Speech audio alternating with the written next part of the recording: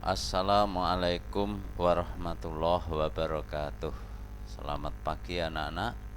Pada perjumpaan kali ini kita akan membahas benzena dan turunannya. Topik pembahasan pada pertemuan ini meliputi 1. Struktur benzena, 2. Tata nama benzena dan turunannya, 3. Sifat-sifat benzena, 4. Kegunaan dan dampak benzena dan beberapa turunannya. Rumus struktur benzena. Menurut Friedrich August Kekul, bangsa Jerman, tahun 1865, struktur benzena dituliskan sebagai cincin dengan 6 atom karbon yang mengandung 3 buah ikatan tunggal dan 3 buah ikatan rangkap yang berselang-seling. Kerangka atom karbon dalam benzena membentuk segi 6 beraturan dengan sudut ikatan sebesar 120 derajat. Rumus molekul C6H6, rumus strukturnya adalah seperti pada gambar ini. Ya, kita lihat membentuk segi 6 dengan ikatan tunggal rangkap berselang-seling. Setiap atom C mengikat 1 atom H. Kekul merupakan mempunyai kelemahan terhadap teorinya, antara lain: A. Ikatan rangkap pada benzena seharusnya mempunyai kecenderungan bereaksi secara adisi karena mempunyai ikatan rangkap. Kenyataannya banyak benzena terlibat reaksi secara substitusi.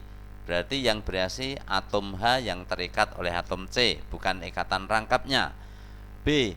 Jika benzena memiliki struktur Kekul, maka benzena akan mempunyai panjang ikatan yang berbeda. Kenyataannya, menurut eksperimen, benzena hanya memiliki satu panjang ikatan sebesar 0,139 nanometer. Mestinya ikatan rangkap lebih pendek daripada ikatan tunggal. Kenyataannya sama. Yang ketiga, perhitungan termokimia menurut Kekul, kalor pembentukan gas benzena dari unsur-unsurnya adalah sebesar 252 kJ. Namun nilai sebenarnya berdasarkan eksperimen hanya 82 kJ. Berarti bukan ikatan rangkap. Kalau ikatan rangkap mestinya 252 kJ. Pada tahun 1931, Linus Pauling membuat suatu teori yang dikenal dengan teori hibridisasi resonansi atau teori resonansi. Teori ini merumuskan struktur benzena sebagai suatu struktur yang berada di antara dua struktur Kekul, sehingga ikatan rangkap pada benzena tidak nyata karena selalu berpindah. Menurut teori ini, 3 ikatan rangkap pada benzena selalu berpindah secara cepat. Peristiwa ini disebut resonansi. Teori resonansi. Rumus struktur yang diusulkan Pauling adalah: terlihat bahwa semua ikatan antara atom-atom C dalam cincin sama. Hal ini menunjukkan bahwa benzena merupakan molekul nonpolar. Elektron-elektron yang membentuk ikatan antara atom C digunakan bersama-sama oleh seluruh atom C yang selalu bergeser, sehingga terjadi delokalisasi elektron. Susunan elektron-elektron ini sangat stabil. Gambarnya seperti ini.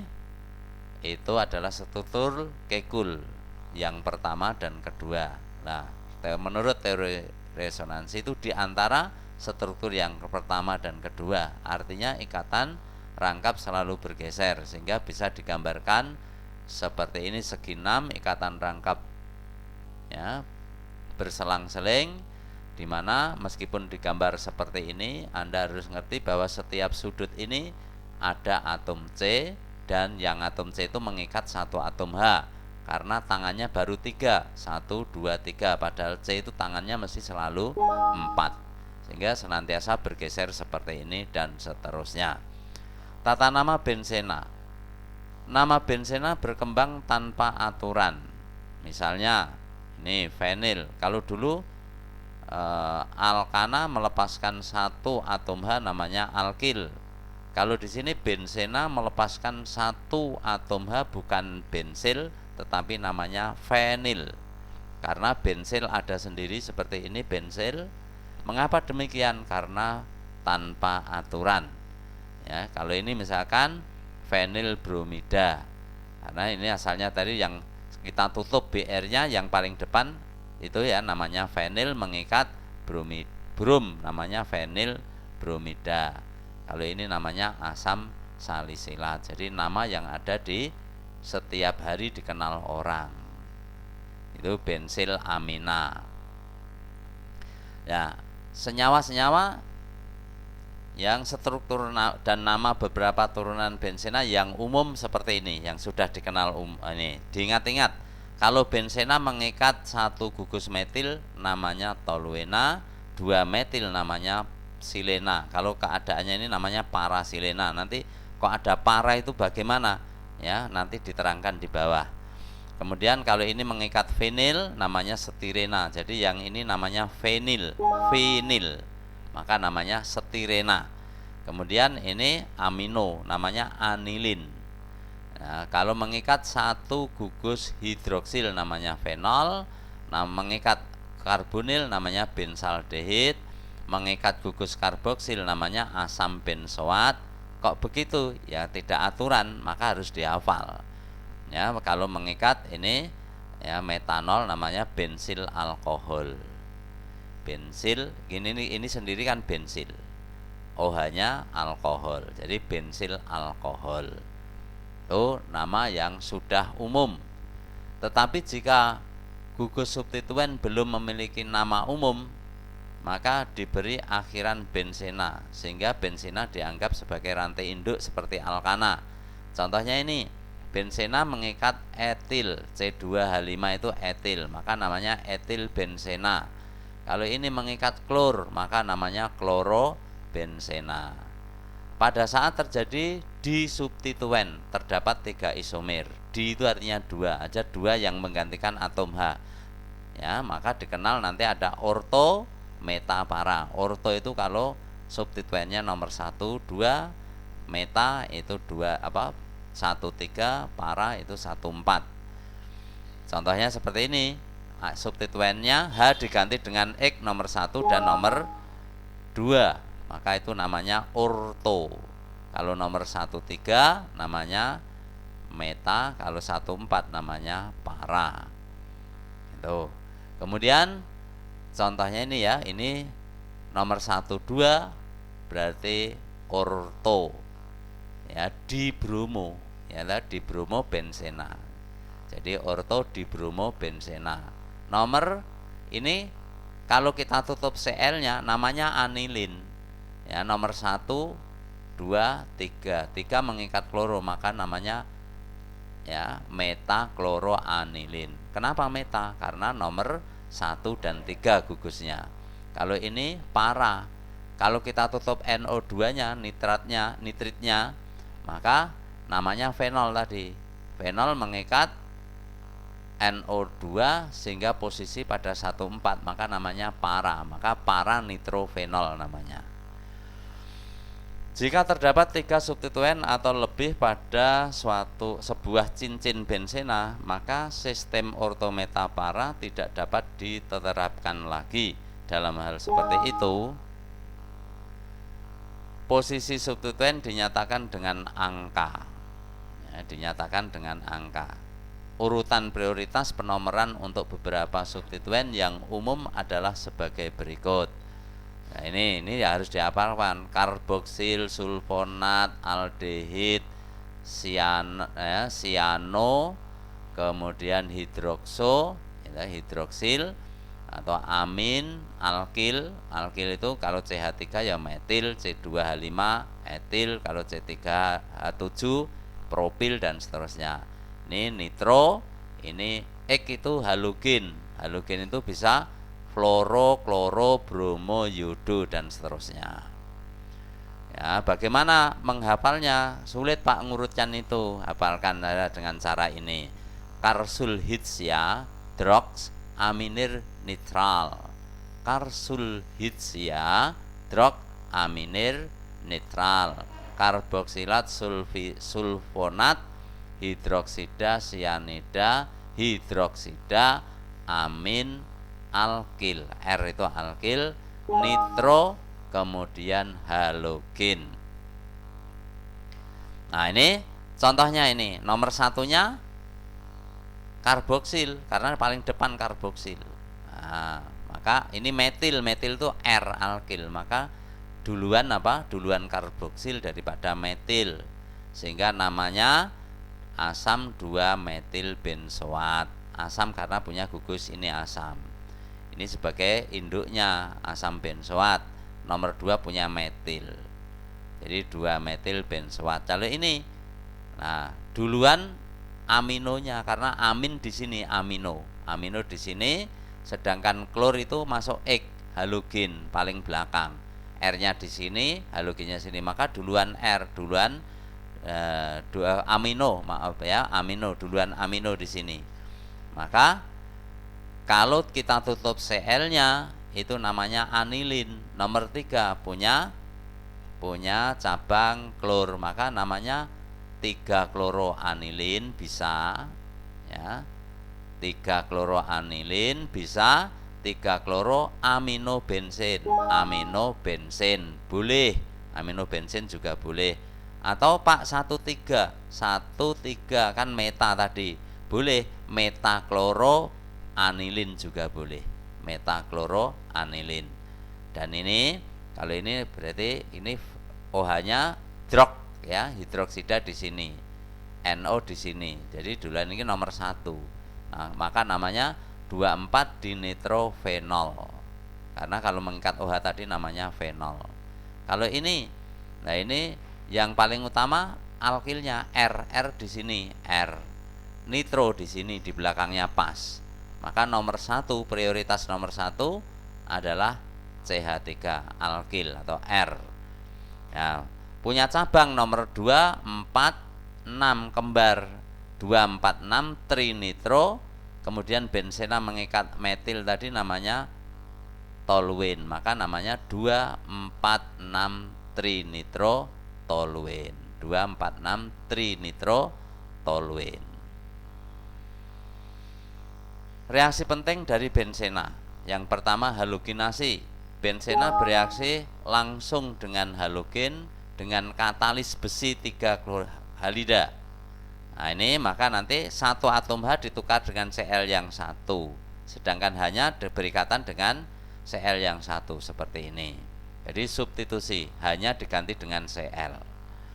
Dan yang kedua nitrasi. Bensena bereaksi dengan asam nitrat pekat dengan katalis asam sulfat pekat yang bersifat higroskopis untuk menyerap air yang terjadi, membentuk nitrobensena. Lihat mekanisme reaksi, putusnya ikatan di sini. Ikatan ini adalah ikatan antara C dan H. Elektronegativitas C lebih besar, maka pasangan elektronnya akan ditarik oleh C. Sehingga C-nya di sini muatannya negatif, ya ini positif. Demikian pula N dengan O. Itu lebih kuat O, maka panahnya ke sana. Ya, O menarik pasangan elektron, maka O-nya itu muatannya negatif, N-nya muatannya positif. Sehingga nanti yang positif berikatan dengan yang negatif berikatan dengan positif, sehingga terjadi ini. Nah, ini nanti air yang terjadi diserap oleh asam sulfat H2SO4. Yang ketiga, sulfonasi. Sulfonasi terjadi apabila bensena dipanaskan dengan asam sulfat pekat. Mekanismenya, asam sulfatnya bisa saya gambarkan seperti ini biar mudah dipahami.